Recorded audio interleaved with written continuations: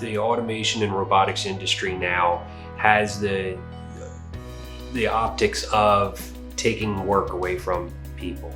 And in some cases, the robot will be doing the job that a person was just doing. And maybe it's a repetitive motion job, maybe it's a heavy lifting job, or it's a very high speed job where it took 5 or 6 people standing next to each other to achieve this operation.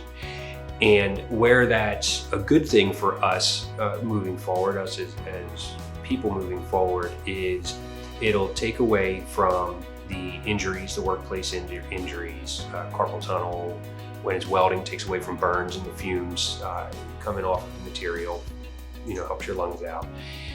And as we all know now, this past year with the pandemic, it is very difficult to have an operation where you need a lot of people standing near each other to perform an operation.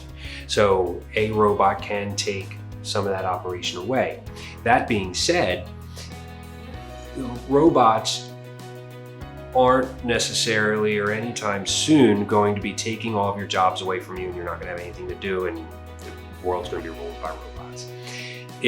What it has been doing is it's been allowing other technologies to be developed. Because we're automating this operation over here now, we have time that we can take some of these employees and move them to a different assembly line, and let's see what we can build over on the other side now that we have the resources to do so, and reallocating the people throughout the company in different roles. It's been difficult getting employees to do some of the labor that robots have been taking the place of lately as well. So again, it seems to be a net positive moving forward.